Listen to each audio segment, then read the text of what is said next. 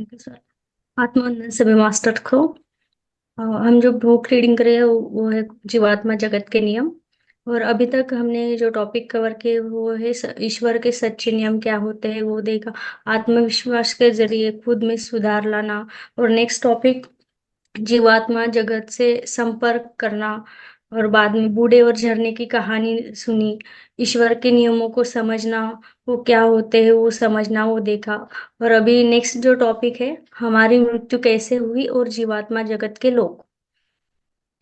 अब हम आपको जीवात्मा जगत के बारे में और जानकारी देंगे ताकि आप समझ सके कि हम यहाँ कैसे जीते हैं। और यदि आप सर्वशक्तिमान ईश्वर के रास्ते पर चलेंगे। और एक बताना चाहेंगे कि निम्न लोग क्या है, बुरी आत्माओं का अंजाम क्या होगा और पुण्यात्माएं क्या आशा कर सकती है। आइए हम हमारी मृत्यु से आरंभ करें ताकि आपको पता चले कि क्या हुआ था, हम कैसे जीवात्मा जगत में पहुंचे और जीवात्मा जगत कहाँ होती है। हम गाड़ी से धीमी गति और एक समान रफ्तार से यात्रा कर रहे थे क्योंकि हमें गाड़ी के इंजन को फ्री करना था जिस पर हमने कुछ घंटे पहले ही काम किया था। हम हाईवे से सफर होकर घर लौट रहे थे। और चूंकि हम स्पीड गाड़ी धीरे चला रहा था तो मुझे एहसास हुआ कि गाड़ी में बैठे सभी लोग सो रहे थे। चूंकि सड़क पर गहरे गड्ढे थे, मैंने गाड़ी की रफ्तार और धीमी कर दी ताकि झटकों से लोग जाग न जाए। हम पृथ्वी पर अपने घर की ओर जा रहे थे। पर उस समय मुझे यहाँ पता चला कि मेरा और भाई रतु परलौकिक जीवात्मा जगत में अपने असली घर की ओर बढ़े चला जा रहा था। अचानक एक भयानक सी चीज, काले रंग की, विशाल और डरावनी, मेरे रास्ते में आ गई। मैंने अचानक जरा बाई और लेनी चाही और ब्रेक लगाना चाहा, लेकिन ब्रेक फेल थे। और मेरे सामने एक पेड़ था। गाड़ी जाकर पेड़ से जा टकराई। इसके बाद मैंने खुद को अपने भौतिक शरीर से बाहर पाया। मैंने अपने भौतिक शरीर को घास पर पड़ा पाया। और मुझे पता चल गया कि अब मैं भौतिक शरीर में नहीं बल्कि हल्के जीवात्मिक शरीर में हूँ। मैंने यह भी महसूस किया कि मुझे अब कोई दर्द या तकलीफ का अनुभव नहीं हो रहा था। तब मैंने जाना कि पृथ्वी की दुनिया के लिए मैं मर चुका हूँ। मैंने अपने चारों ओर देखा। आसपास मेरे कोई नहीं था। मेरे मुंह से एक चीख निकल गई, हे भगवान, जीवात्मा जगत में मेरा स्वागत करने कोई नहीं आया। कुछ क्षणों के बाद मैंने अपने बगल में एक और आत्मा को खड़ा पाया। और मुझे इस बात से बड़ी खुशी हुई कि वह मेरे भाई रतु जैसा दिखता था। मैंने उसे गले लगा लिया और कहा, रतु, कम से कम हम साथ तो है। उस आत्मा ने मुस्कुराकर कहा, विस्पी, मैं रतु नहीं हूँ, रतु तो उधर है। उस समय भी अपने भौतिक शरीर से वह सांसें ले रहा है। मैंने रतु पर दृष्टि डाली, लेकिन वह दूसरी आत्मा इतनी मिलती जुलती लग रही थी कि मैंने उससे विनय पूर्वक प्रार्थना की, आप जो जो भी कोई हो, कृपया करके भगवान के लिए ऋतु को बचा लो। उसे धरती पर मरने से रोक लो, क्योंकि मेरे मम्मी पापा अकेले हो जाएंगे। उनकी देखभाल कौन करेगा। उस आत्मा ने बड़ी विनम्रता से जवाब दिया, विस्पी, मेरे प्यारे, यह मेरे हाथों में नहीं, ईश्वर के हाथों में है। और विस्पी, दरअसल मैं तुम्हारा नाना हूँ। तो वह मेरी मम्मी के पिताजी थे, जिन्हें हम पप्पा या पॉप्सी कहा करते थे। मैं उन्हें पहचान नहीं पाया क्योंकि 1974 में अपनी मृत्यु के समय की तुलना में वह अब अधिक युवा दिख रहे थे। अपनी मृत्यु के समय वह 93 साल के थे, जबकि 1980 में हमारी मृत्यु हुई और उस समय वह 30 साल के दिख रहे थे और बहुत कुछ मेरे भाई रतु की तरह लग रहे थे। मैं उनसे लिपट गया और फिर से उनसे विनती करने लगा कि रतु को बचाने के लिए कुछ करे। पापा ने फिर समझाया, विस्पी मेरे सबसे प्यारे, यह हमारे हाथों में बिल्कुल नहीं होता। आओ हम बस ईश्वर से प्रार्थना करें।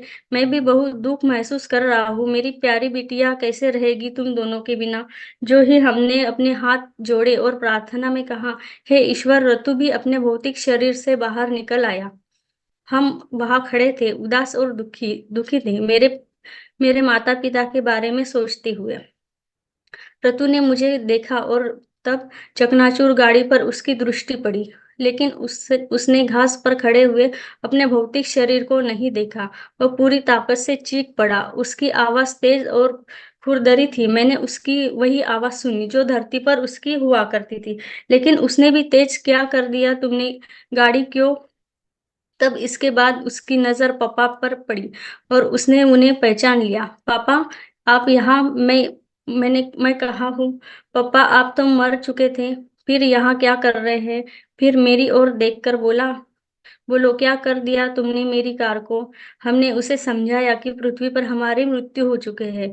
मेरी तरह रतु रतु ने भी कहा, हे ईश्वर, मम्मी पापा का क्या होगा? हम बैठे अपने भौतिक शरीर को गौर से देख रहे थे, सोच रहे थे कि काश कोई ऐसा तरीका होगा जिससे मेरे माता पिता और विस्पी की 2.5 साल की बेटी के लिए हम अपने शरीर में वापस जा सके। लेकिन हमारा तो बुलावा आ चुका था। हमारे कुछ दोस्त और रिश्तेदार भी आ गए थे और हम सब एक साथ चलने को तैयार थे। एक उच्च भली आत्मा भी हमारे साथ थी, जिन्होंने कहा, विस्पी, रतु, अपनी आंखें बंद कर लो। हमें लगा जैसे हम बड़ी तेज रफ्तार से ऊपर उठे जा रहे हैं। जब हम अपनी मंजिल पर पहुंचे तो हमने अपनी आंखें खोल लेने को कहा और तब हमने दुनिया की सबसे आश्चर्यजनक जगह, जीवात्माओं की खूबसूरत दुनिया को देखा, क्योंकि हम बहुत दुखी थे और सदमे की स्थिति में थे। इसलिए हमें कुछ उच्च भली आत्माओं द्वारा एक बड़े से हॉल में ले जाया गया। उस हॉल को विश्राम कक्ष कहते हैं। हमें एक मुलायम और पंख जैसे हल्के, अथवा यूं कहे कि बादल जैसे पलंग पर लेट जाने को कहा गया। जब हमें नींद आ गई, कुछ देर बाद मेरी नींद खुली और मैंने पलंग पर रतु को अपने बगल में लेटा हुआ पाया। उसे कुछ किरणें दी जा रही थी। एक उच्च भली आत्मा ने आकर मुझसे अपने पीछे आने को कहा। मैंने कहा, मैं यही रहूंगा, क्योंकि रतु ने अब तक ठीक से आराम नहीं किया है। उच्च भली आत्मा ने कहा, नहीं, तुम्हें मेरे साथ आना होगा। तुम अब यहाँ नहीं रुक सकते। नींद पूरी कर लेने के बाद रतु तुमसे बाहर मिलेगा। मुझे बाहर ले जाया गया और वहां मैंने पप्पा को देखा और मेरे सभी दोस्त और रिश्तेदार विश्राम कक्ष से बाहर आने की प्रतीक्षा कर रहे थे। कुछ देर बाद हमने रतु को भी बाहर आते देखा।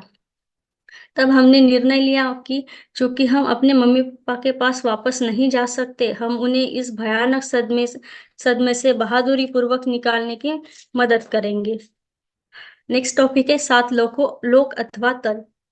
यदि आप यहाँ लघु अथवा दीर्घकालीन बीमारी के बाद आए हैं, तो आपके आसपास दिवंगत दोस्त और रिश्तेदार आपका स्वागत करने के लिए तैयार रहेंगे। लेकिन यदि आपकी मृत्यु अचानक हुई, तो आपके स्वागत में थोड़ी देर से पहुंचेंगे, लेकिन आप भरोसा करें कि वे आएंगे जरूर, बशर्ते आप निम्नतर लोगों में न हो। उस स्थिति में किसी उच्च भली आत्मा द्वारा स्वागत किए जाने की उम्मीद न रखें।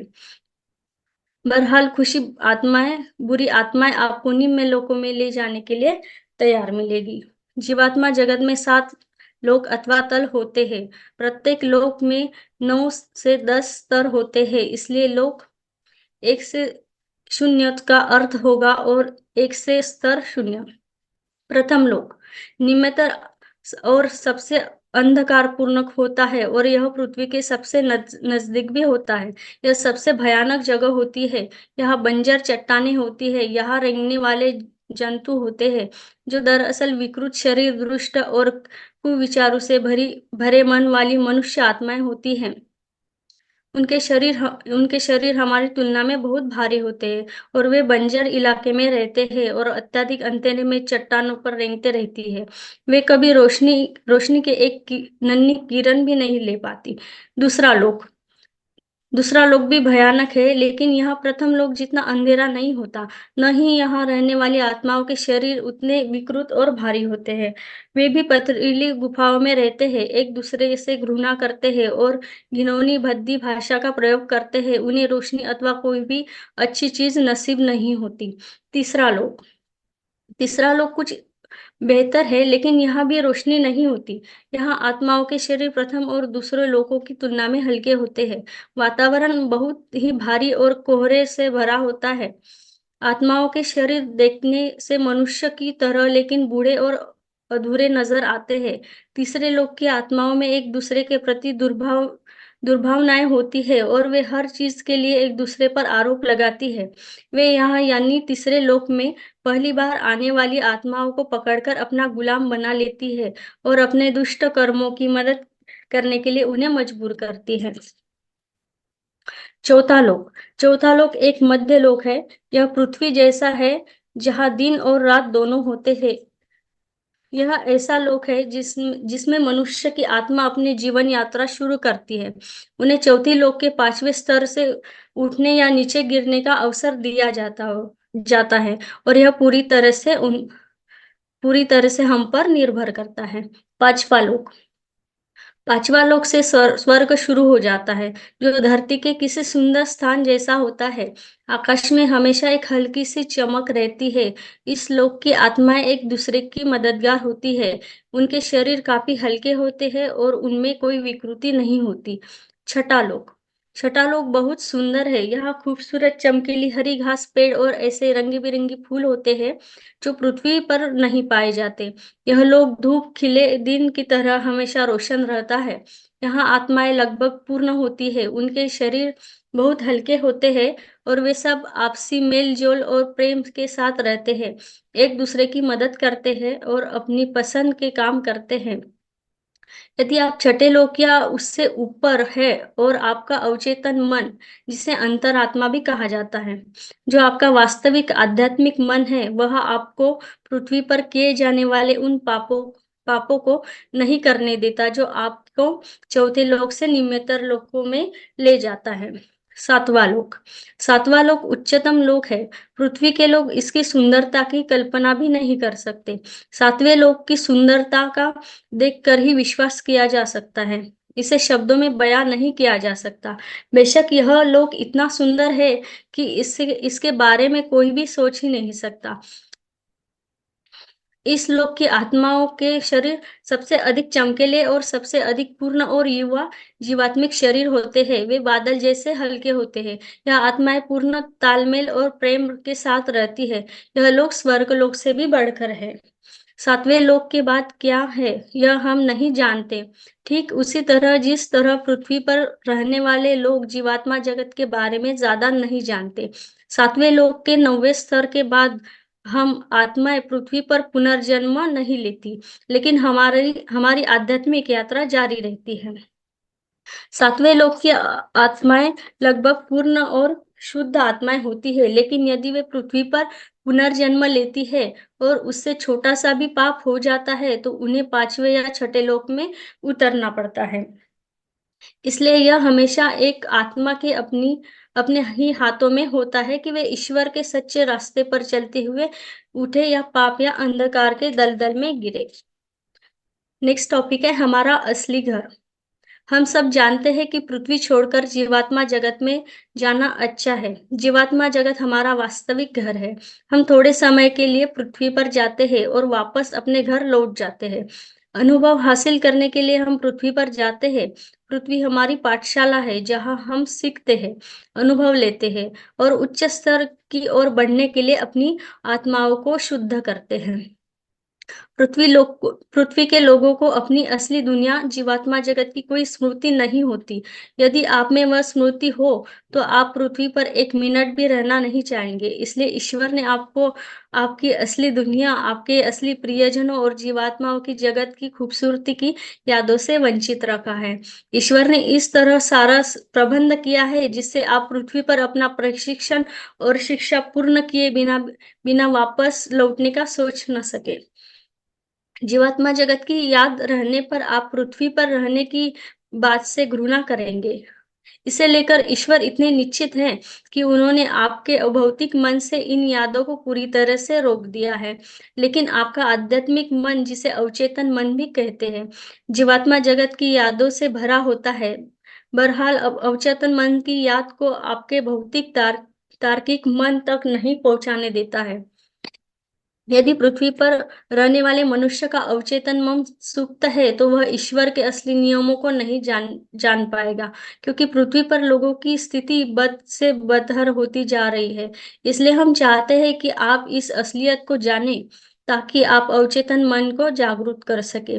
हम चाहते हैं कि आप सत्य को जानें और आप में सच्चे रास्ते पर चलने का साहस हो। बस आज के लिए इतना ही। Thank you sir.